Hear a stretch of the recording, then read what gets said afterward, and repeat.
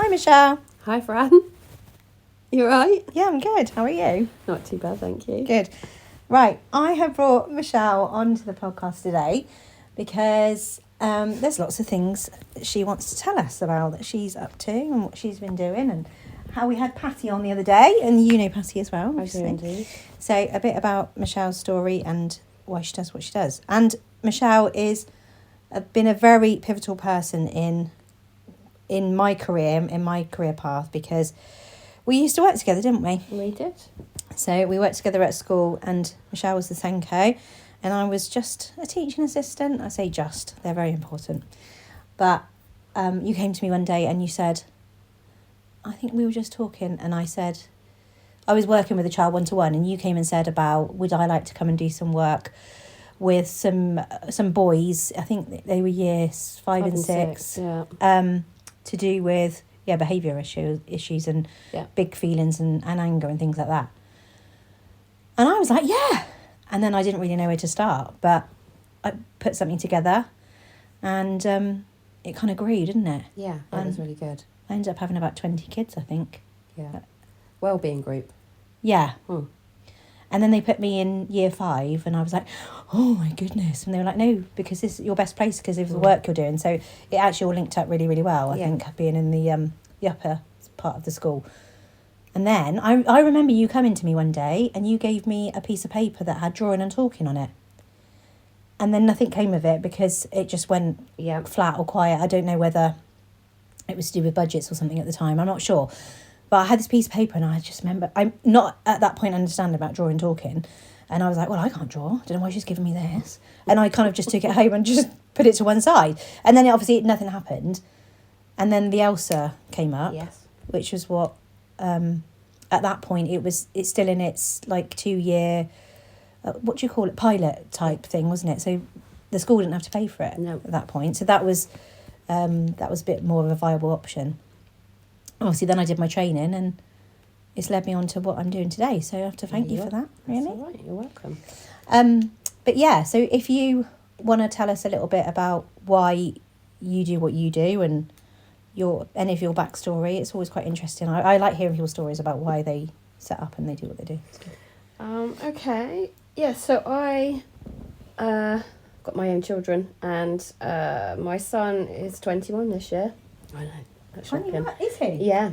Wow. And when he was small, I started working for a Sure Start centre, and they paid for my training to do a diploma, which was great. And then during the course, I got taken on to do a foundation degree in early years and work in the nursery alongside it. So that all worked really well. And then my son was diagnosed with ADHD when he was about 6. We've sort of always known he had ADHD. Looking back, you can see now. But I didn't know a lot about it at the time. So learning through lots of people and, the whole process, which was really scary. And if you don't know what you're doing, you feel so alone, so alone. So it kind of became a bit of a mission of mine. And then I got my education degree, and then I started working in alternative provision with children with, young people with autism and challenging behaviours. And I really enjoyed it. And then the opportunity to train as a SENCO came up, which I couldn't do where I was working. So I moved schools and trained as a SENCO. And obviously met you. Yeah. And lucky you. Yeah, I know. Yeah. And then just carried on from there, really. I started working in a secondary school, specialist provision secondary school, as a art, citizenship and humanities teacher, which was not, subject knowledge is not my forte, but I'm good with SEN kids. Yeah, very. So that kind of led me on to therapy, because I really enjoyed the pastoral side of the work, and, give me anybody in crisis or anybody who needs a helping hand, I will most of the time be able to help them. Yeah. So then I trained as a therapist, and I did trained as a clinical hypnotherapist, which is great and it's lovely, and it's, you know, lots of relaxation and things like that, and you learn about the brain. How long did you have to do that for? Because I remember when you were doing it, but I didn't. Yeah, it took me a year, but that's because I was already qualified as a teacher, so I'm not sure if you know, if your education level's different, you might have to do a longer course or a different way in. Oh, yeah. I'm not entirely sure. And that's kind of led me to where I am now. So I'm self-employed now, and I mostly work as a SENCO for an alternative provision in Swindon. But I've also set up my own business where I sort of try to merge the two together, really. I do see neurotypical people and neurodivergent people. I tend to find my clients are more neurodivergent because I have the specialisms in autism, ADHD, those sorts of things. Yeah. And what I find with therapy is if people have neurodiverse things going on and they don't necessarily understand their diagnosis or what it means for them or how they have their ways in the past can suddenly make sense to them because it's, oh, okay, that actually might be my ADHD or my autism, what have you. So yeah, going down the path of that, trying to understand the diagnosis and what it means for them, and then looking at the emotional literacy that goes alongside it, because, you know, it's really, really hard for young people and those who are neurodiverse to be able to express themselves. Yeah. In a way that's, you know, positive and help them to move forward. So yeah, it's I'm trying to combine lots of things together. Yeah. I do still see people, you know, just as therapy. I do, you know, you've got me in contact with a couple of parents because... Yeah, that's what I was going to say about, because I'll call you and ask for advice because I don't understand all, you know, how it all works, and like a parent will be worried about making a decision on behalf of their child and then maybe what that impact might have, or, you know, how that will affect like the school and what the school are going to say. And I don't always, and I'm learning as I go, and I wish I knew more actually, so that I could confidently say, but I know that I can come to you and pass that on to you, and either you give me advice and I pass that back, or I pass that person to you and I say, right, speak to Michelle, and, you know, she'll help you and it'll make you feel better, and you're kind of armed with that information, because some of them are just starting out at the beginning and you've been there. So it's about that personal and professional experience coming together for you, isn't it? And you, and because of that, like, you then meet them where they are. Like I was talking about that on the podcast the other day about being compassionate, kind, and you accept what they're saying. And I think that's a huge part of it. Is like, if someone comes to me and go, well, this is happening, I go, okay, that's happening. Not get defensive or question or not believe them. Like, it's like, okay, well, that's what you said, so that's what's happening. And that's it. It's the acceptance and the validation. It's huge, isn't it? Yeah, so I think it gives we have a real affinity, and then that parent picks up on that, and you can build that relationship not just with the child but with the family as a whole. That's so important, isn't it? Like, definitely. we're all on board, right? As soon as you tell me what's going on, I'm on your side, we're a team, and we're gonna work through it. And they're like, you know. And I don't know about you, but I get a lot of parents apologising. Patty was talking about this the other day, saying sorry. She charges everybody when they say sorry, she's going to make $1 million. And apologise on the phone when they get emotional. I'm like, this is why we do the phone call, so that you can offload. And you're probably in front of your child, you're not wanting to worry them, so your face remains impassive when they're telling you stuff and they're struggling. And then you're holding that in.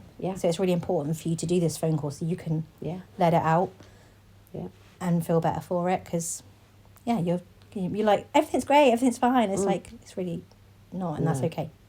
I remember if someone we used to work with once said about putting your own oxygen mask on first. Yes, you know, and exactly who you're talking about. That analogy, And it's so true, because if you are broken and you hold this family together all the time and you don't work, then nothing else works. No. And, you know, I'm sort of sick of having parents not be informed and not be told about what they're allowed to do and what they're entitled to through schools, and just kind of being left to their own devices. And I find that really upsetting, because what are we why are we holding that information back? Yeah. It's not a secret. Like, it's not a secret that there are provisions out there and there are people out there to help. And, you know, it's a scary process. So I want to help along the way and explain things to parents that should be explained anyway. So, Yeah, there's a lot of being defensive and, not information sharing and red tape and, I don't know, just, lots of things that puzzle me, really. Yeah. And then maybe some people, you hear stories and you think, I'm not sure why that person works in education.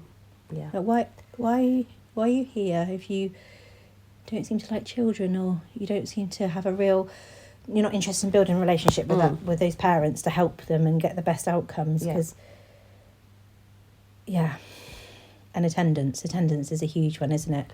Massive. Being an attendance officer, I would never be able to do that job. But the biggest thing for me, that if I could just get one thing across, is if a child or a young person does not feel safe, they cannot do anything else. No. They cannot do anything else. No. So this, when people say, like, let's get them into school, let's like do more stuff around that, or you're not thinking about the stress levels it's causing that child, and that instant sort of trauma that's being... It's like, we've got them into school tick, and I can't stand anything that is a tick box exercise that looks great on paper. Yeah. Like, why aren't we attending? What's going on behind that person, that little person or big person? Why are they behaving that way? Behaviour is a form of communication, and that is the biggest thing, They are communicating something to you. Yeah. And what you were saying earlier about if that's how they feel and that's how they see the situation, that is it. Yeah. There's no point arguing with them or telling them they're wrong, or you might not perceive it that way, but they do. And that is what they're telling you. That's the end of it. Yeah. I know, and I know one of the parents' pet hates. It was actually interesting because on one of the EBSA support groups, there's a SENCO on there, and she's great. She's like, what could we be doing better? I want feedback. I'm not saying I can make the changes here, but I would just like to hear it. Yeah. And like, parents are just saying, one, to be believed. There was loads on there, like, I need to read through it all. It was really interesting, and that's why I like it, because it's so important that parents are heard and they have that voice. But one, to be believed, and like, two, please to God, please stop saying, well, they're fine in school. Like, literally. Yeah. And unfortunately, in mainstream schools, what you're over and over again is this pressure to tick the box, perform, get the attendance up, get those things up. And, I suppose those SENCOs are fighting a losing battle, I feel sometimes. Yeah. Whereas I do feel in my position as working in an alternative provision, I do have that autonomy to be able to go, no, that doesn't work that way, so we're not doing it. Yeah. Whereas if you're in a school, it's like, well, try it, tough, do it. Yeah. I think that was probably the thing I didn't realise when I was so excited to get my first TA role. I was like, I'll do anything anyone tells me. But then you start to form your own opinions and you start to see things and you're like, well, I don't want to conform in that way because that's wrong. But you have to, it's like powers above, like you're saying. And I think one of the biggest things that's is really concerning for me is seeing all these schools being taken over by academies.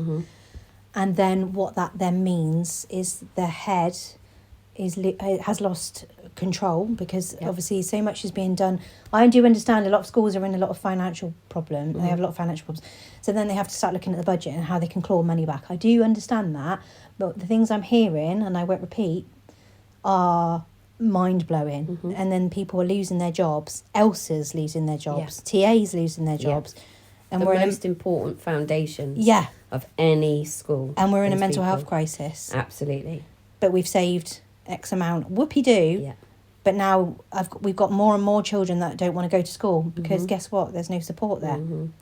And we have to strip it back. This is, go for government. Yeah. If I had to strip it back, the whole thing needs redoing. Yeah, it does. It needs re-looking at. We are pressurising young people to conform to a society that doesn't exist anymore. No. To tests that are irrelevant, and knowledge. We're asking them to remember knowledge and parrot fashion things back out when They're not going to use it. they're not going to use it. And it's also not their interest. And it's also not the way of the world today. No. You know? It's Yeah. More emotional literacy in schools. Absolutely. More play-based stuff. Yeah. More emotional regulation, having those relationships, community building with families, just all of it. Yeah. It all needs looking at. Yeah. How to relate to people. Life skills. I'm all for that, you know, like learning how to change a light bulb, whatever, you know, whatever it might be. Just it's all mixed up, isn't it? And it's just like, why are we placing this emphasis here? And people in power, like, do you have children? Do you understand, Sen? Like, and the children and the young people are the ones that are suffering. That's the thing. Yeah. I think that's why I feel so passionate about it, because actually if the system changed, we wouldn't see so many people, neurodiverse people, struggling to be able to access that environment, and that's what makes me a bit mad, really. It's like, why do neurodiverse people have to change their ways or the way they think and behave to suit a neurotypical environment, when actually what we're seeing is neurodiverse people are being diagnosed across the board. You know, we're getting more and more diagnosed, being more recognised. Yeah. More people are coming forward and saying they're struggling. So actually, where's that balance? Yeah. Maybe the neurotypical environment needs to change. Yeah. You know? Yeah. Why I was autistic people that I've worked with a lot, having to explain themselves to people. Yes. Over and over and over again, and being exhausting. Yeah. It's just, Yeah, it's crazy. I thought about, you know, whether I wanted to go into teaching, and it wasn't for me, because I used to cover lessons and stuff like that, and I could feel myself getting so stressed and shouting, because I knew I had to deliver this by this time and this by, and everything's so structured, and it's to the minute. There's no contingency, and I just didn't recognise myself, and I don't like who I'm becoming. That's why I like 1-to-1. Yeah. And I've trained to do group work or class work, and I might do some with drawing and talking work and do some emotions-based work, which I'd really like to do, but it's just the demand. I've been reacting to the demand, and I also wonder if it's just because I prefer 1-to-1 where I can just really put all my attention and focusing on that one person, because when you're a TA, there's things going on and you're noticing things, and that child's not okay, I can see something's going on, but then your attention's diverted to this child, and I didn't like it. And ultimately the maths is the most important thing. Oh yeah. Which it shouldn't be. Yes. Well, this is the thing that just blew my mind, is that after we came out of lockdown, it was all about pressures from above. We've got to plug these academic gaps now. Thanks for everything you've done on wellbeing, but we've got to focus on this. Pardon? Yeah.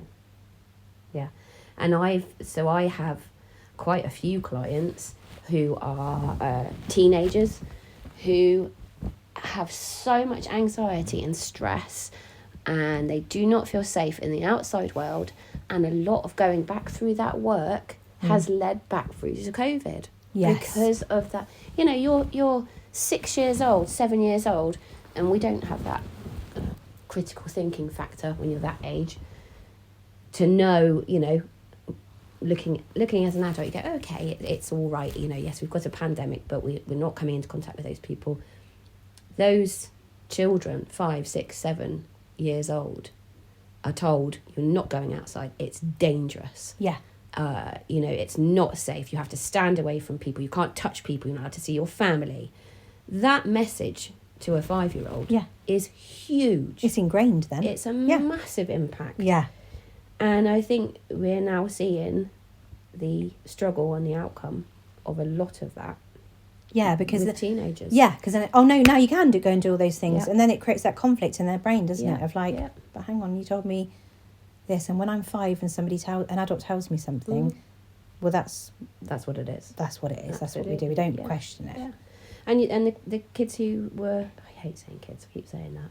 It's only because I'm talking like normal with you. Yeah. The ones who've missed out on their exams, or the transitions of those really important periods of time, like prom and getting your results of your mates, and just all of those things. Yeah. that everybody takes for granted. And actually, if you don't have those important milestones and those important transitions in life, you've missed out on something. Yeah, it's like it's having like a little glitch in the way we function, and it's crazy. Right, well, we could be on our high horse all day about all of this, so let's move on. So yeah, if you want to talk a little bit about kind of your next plans and more of what you offer, and all of that really, because I think that would be of interest to the listeners. Okay, so I at the moment what I can offer, things I'm offering, I can work with parents to look at how we can support their children and young person at home. We can look at practical strategies, visual things, lots of different ideas around that. We can look at emotional language together, helping the parents. I can also help the parents with the educational healthcare plan processes, what's going on within school. The children and young people, like I've said, are just therapeutic interventions, I would say. We can look at their interoception, so being able to feel the things that we need to feel, so the demands on the body, and the emotions that go alongside those, being able to really look at them and express them, because, we see happy and sad quite a lot, and actually we need a lot more vocabulary than happy and sad, because that's not just how we feel. No. So sort of extending those things, looking at how the diagnoses have made people feel, what it means for them, their families, coming away from SEN, working with children and young people and adults as a therapist. As a hypnotherapist, I can do past life regressions, phobias and fears, stopping smoking, sort of trauma, all of those sorts of things. And one of the things I would like to do in the near future is to be able to maybe go into schools as well and consult with the schools on how to improve the provision for that young person and what they see and how they see it. Yeah. So that to me would be kind of my next goal. Educating the educators. Exactly. I've thought a little bit about doing some talks and things, but it's like a confidence thing as well, isn't it? Yeah. I've got a couple of questions that come to mind. One is about hypnotherapy. So I've done hypnotherapy, and I think just busting that myth about what hypnotherapy is, because people go, well, I don't want to be hypnotised, and they're like, no, you misunderstand. Because I think one of the things that was talked about in the training the other day is everyone seems to know what CBT is, because it was offered through like a government funding scheme. It was free, and so everyone knows CBT. They have some knowledge and understanding. But in terms of like hypnotherapy, as I've said, they think you get hypnotised. So could you talk a bit about that, what actually happens in the session? Yeah. I know, but for of course. Listening. So a lot of people do think that you are put to sleep, and you are not put to sleep at all. So what happens is you have your subconscious brain and your conscious brain.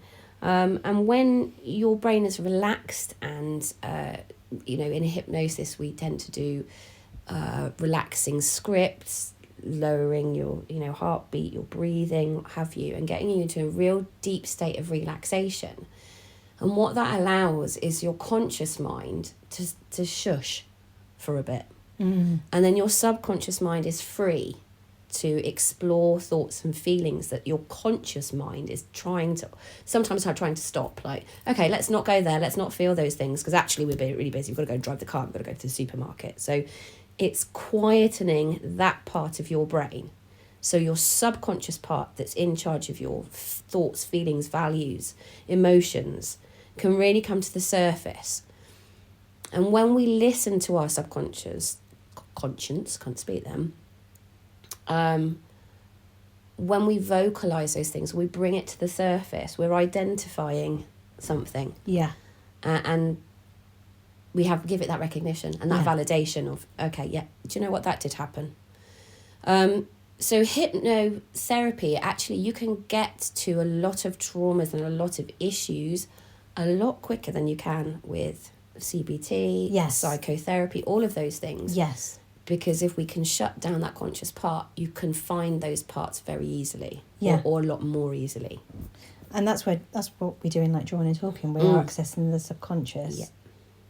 which does work a lot better than, especially for like children, Mm-hmm. can be too intrusive. It's like just talking therapy, and I loved it when I had hypnotherapy. I came out of it and absolutely just in an amazing place, and I still listen to. So there's a lady in Old Town called Maddie Boardman, and she puts out free sort of meditations and things. Yep.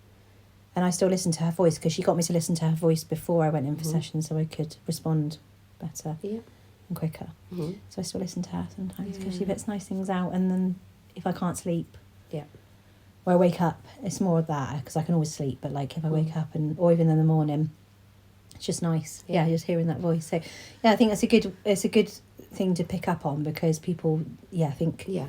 Especially when you say about children, like, I don't want my child to be hypnotised. Yeah. It's like, it's not Paul McKenna. We're all right. We're not bending any spoons. No, right. and that's Uri Uri Geller. Yeah.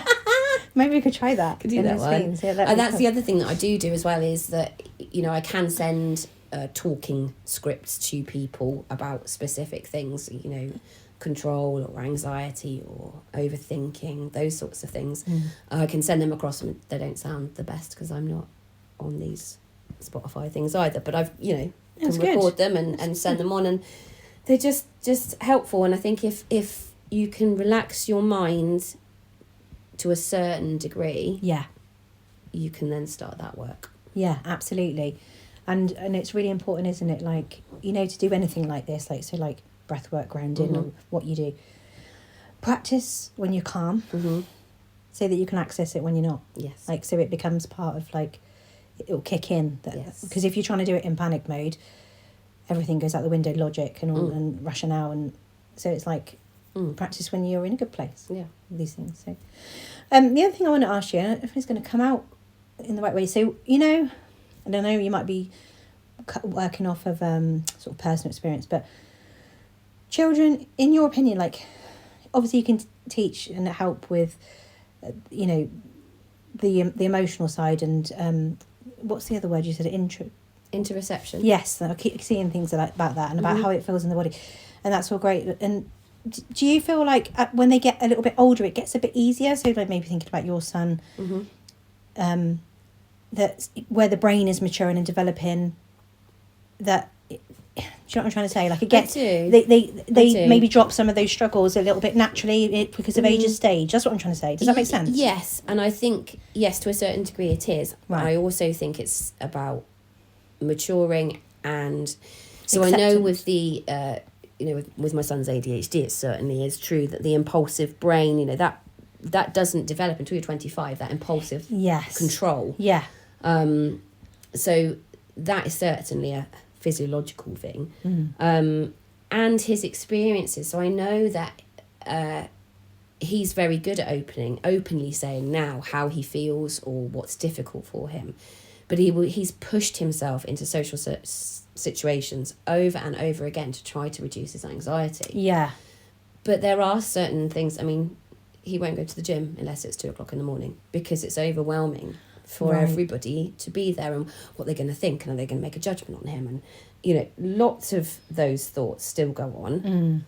But I think it's just an acceptance, really, that that's actually I do think those things, but it's okay.